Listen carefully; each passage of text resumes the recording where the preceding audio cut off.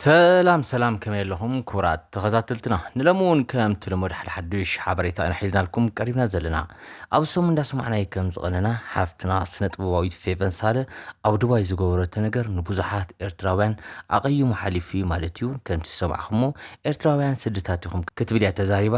እዚ ድማ ንብዙሓት ኤርትራውያን ኣቆጢዑ እዩ ማለት እዩ።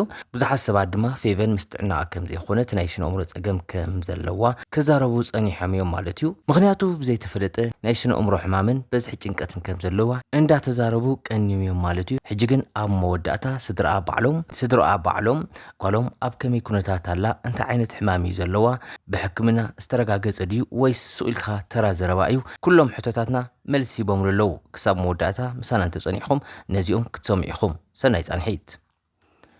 እምበኣርከስ ክቡራት ተኸታተልትና ኣብ ሰሙን ብዛዕባ ሓፍትና ስነ-ጥበባዊት ፌቨን ሳህለ እንዳተጨነቕና ኢና ቀኒና ማለት እዩ። ምክንያቱ ኣብ ዱባይ ዝገበረቶ ነገር ምስ ጥዕናኣ ከም ዘይኮነት ዘረጋግፅ ነገር እዩ ማለት እዩ። ፌቨን ሓፍትና ኩላትና ከም እንፈልጣ ኣብ ኤርትራ ከላ ኣብቲ ናይ ስነ-ጥበብ ኢንዳስትሪ ዓብዪ እጃም ዘወፈየት ናይ ባዕላ ዓሻራ ዘዕረፈት ህቦብቲ ስነ-ጥበባዊት እያ ማለት እዩ። ብፍላይ ድማ ኣብቲ ናይ ተዋስኦ ዙርያ ብጣዕሚ ብሉፃት ዝበሃሉ ስራሕቲ ሰሪሓ ብህዝቢ ፅቡቕ ተቐባልነትን ፅቡቕ ኣድናቆትን ዝረኸበት ሓፍትና እያ ማለት እዩ።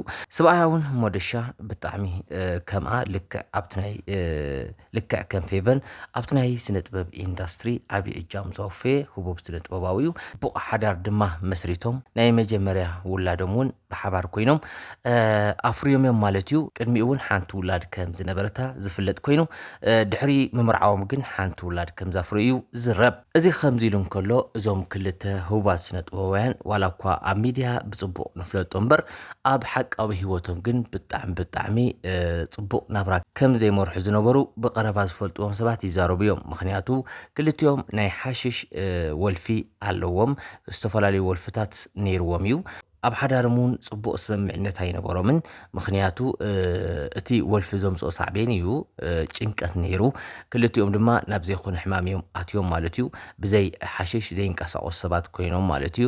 ብቐሊሎም ዝጀመርዎ ወልፊ ናብ ዝዓበየ ከይዱ ማለት እዩ። ብፍላይ ሞደሻ ብዘይ ሱስ ወይ ድማ ብዘይ ወልፊ ኮፍ ክብል ስለ ዘይኽእል ናብዚ ክብል ብዛዕባ ሓሽሽ ክሰርሕ ፖሊስ ኤርትራ ኣብ ትሕቲ ቅዲ ኣውዒልዎ እዩ ማለት እዩ። ሕጂ ካብ ዝእሰር ዳርጋ ዓመት ክመልእ ንእሽቶ ዋርሕን ተሪፎኖ ዘለዋ ሓፍትና ፌቨን ሳህለ እውን ልክዕ ከም እትሪእዋ ዘለኹም ናይ ስነ ኣእምሮ ናይ ጭንቀት ፀገም ገጢምዋ ኣብ ሕማቕ ኩነታት እያ ዘላ ማለት እዩ። ብፍላይ ድማ ኣብ ዱባይ ዝገበረቶ ነገር ናይዚ ንዛረቦ ዘለና መርትዖ ወይ ድማ ምክንያት ክኸውን ይኽእል እዩ። ኣብ ዱባይ ንኤርትራውያን ዝፃረፍ ንኤርትራውያን ዘንቋሽሽ ተግባር እያ ፈፂማ። ቅድሚኡ ግን ኣብ ኣስመራን ከላ ንህዝቢ ኤርትራን ንመንግስቲ ኤርትራን ዘበረታትዕ ዝሕብን ዘረባታት ብምዝራብ እያ ትፍለጥ ነይራ። ኣብ ዱባይ ምስ ከደት ግን እንታይ ይቀይርዋ እንዳበሉ ብዙሓት ሰባት ይዛረቡ ማለት እዩ። መቸስ ከምቲ ዝበሃል ዝብኢ ክሳብ ዝረክብ ይሕንክስ ከም ዝበሃል ስለዚ እዛ ጓል ከምዚ ዓይነት ነፃነት ዘለዎ ሃገር ክሳብ ትወፅያ ነቲ መንግስቲ ኣብ ኤርትራ ዘሎ ክተድንቕ ፀኒሓ ማለት እዩ። በዚ ንሳ ዝገበረቶ ተግባር ኣብ ዱባይ ኣብ ነፃነት ዘለዎ ዓዲ ኣብ ፅቡቕ ኢንተርኔት ዘለዎ ዓዲ ፅቡቕ ምዕባለ ዘለዎ ዓዲ ግን ነታ ሓቂ ኣውፂኣ ንመንግስቲ ኤርትራን ህዝቢ ኤርትራን ክትፀርፍ ሰሚዕናያ ማለት እዩ። እዚ ብጣዕሚ ዘሕፍር ተግባር ኮይኑ ሓሊፉሎም። እዚ ድማ ካበይ ዝመፀ ነገር እዩ እንተኢልኩምኒ ካብቲ ናይ ስነ ኣእምሮ ጭንቀትን ካብቲ ዘይተደለዩ ወልፍታትን ዝመፀ ክኸውን ይኽእል ኢሎም ብዙሓት ሰባት ይግምቱ። ስለዚ ሕጂ ፌቨን ሳህለ ሓፍትና ኣብ እያ ዘላ ኣብ ከመይ ኩነታት እያ ዘላ እንተኢልኩምና ብዙሓት መልስታት ኣለዉ። ብፍላይ ድማ ስድራኣ ዝሃቡና መልሲ ኣሎ። ንሱ ኣብ መወዳእታ ኣከባቢ ክንዛረበኩም ኢና። ሕጂ ግን ሓፍትና እንታይ እዩ ናይዚ ሕማም እዚ ከቃልዓ ዝኸኣለ ምክንያት እንታይ እዩ ይብሉ እዮም።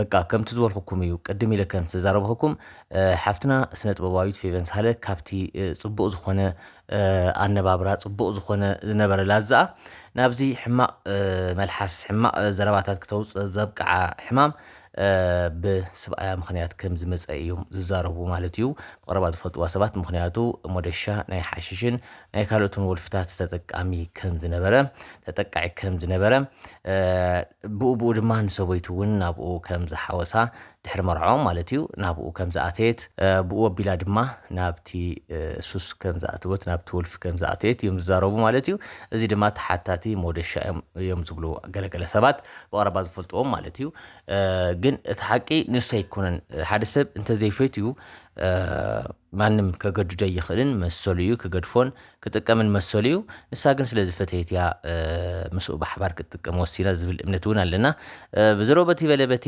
ሕጂ ኣብ ሕማቅ ኩነታት እያ ዘላ ዝሓፍትና ስድራኣ ድማ ከም ዝስዕብ ክብሉ እዮም ኣብ ማሕበራዊ ሚድያ ጽሒፎም ዘለው ጓልና ስነ ጥበባዊት ፌቨን ሳህለ ብዝሓለፈ ኣብ ዱባይ ዝገበረቶ ናይ ቪድዮ ቅዳሕ ብጣዕሚ ዝሕፍርን ንዓና እውን ርእስና ድኒና ንክኸይድን ዝገበረ እዩ ይብል ቀፂሎም ድማ ብፈለማ ክንዛረቦ እንደሊ ንህዝቢ ኤርትራ ሙሉእ ኣብ ኩሉ ዓለም ዝነብር ህዝቢ ኤርትራ ይቅርታ ክረሓትት ንፈቱ ቀፂልና ድማ ጓልና ኣይተሓዙላ ብሕማም ምክንያት ስለ ዝኾነ እዚ ኩሉ ትዛረቦን ትፅሕፎን ዘላ ነገር ዘይትፈልጦ ነገር እዩ ስለዚ ምስ ጥዕናኣ ምስ እምራ ስለ ዘየላ ይቅርታ ንኽትገብሩላ ብትሕትና ንዛረበኩም ይብል ቀፂሉ እቲ ጽሑፍ ጓልና ስነ ጥበባዊት ፌቨን ሳህለ ንስራሕ ኢላ ናብ ዱባይ ምስ ኸደት ኣብኡ ድማ በቲ ናይ ኣየር ኩነታት እቲ ሕማም ደጊስዋ ዘያድልዩን ዘይጠቕሙን ቃላት እንዳውፅአት ንህዝቢ ኤርትራ ክተንቋሽሽ ክኢላ እያ እዚ ድማ ጌጋ ብዝብል ወሲድናዮ ይቅርታኹም ንደለልና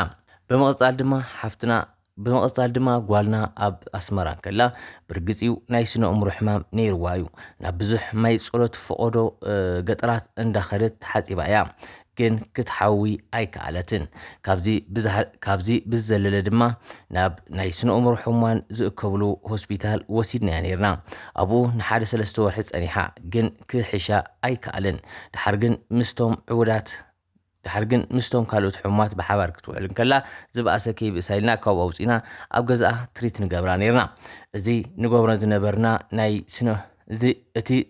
ዝነበርና ስራሕቲ ግን እቲ እንገብሮ ዝነበርና ክንክን ግን ለውጥ ኣምፂላ ጽቡቕ ደረጃ በፂሓ ነይራ ድሓር ድማ ንስራሕ ኢላ እቲ ፓስፖርታ ምስ ሓደሰት ናብ ዱባይ ምስ ኸደት ድማ ልክዕ ከም እትሪእዎ ዘለኹም ተፈጢሩ ማለት እዩ እዚ ድማ ብጣዕሚ ዝሕዝን እዩ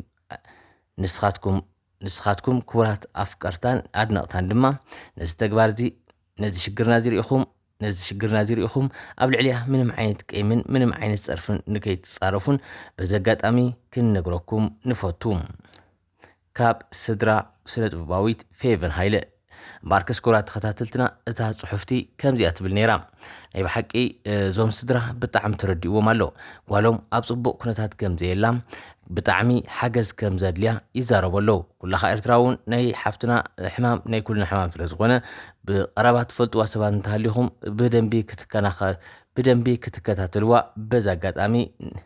በዚ ኣጋጣሚ መልእኽቲ ነመሓላልፍ ባርከስ ኩራት ተኸታተልትና ናይ ሎም መደብና ነዚ ይመስል ነይሩ ክሳብ ብኻሊእ መደብ ንረኸብ ሰናይ ቅነ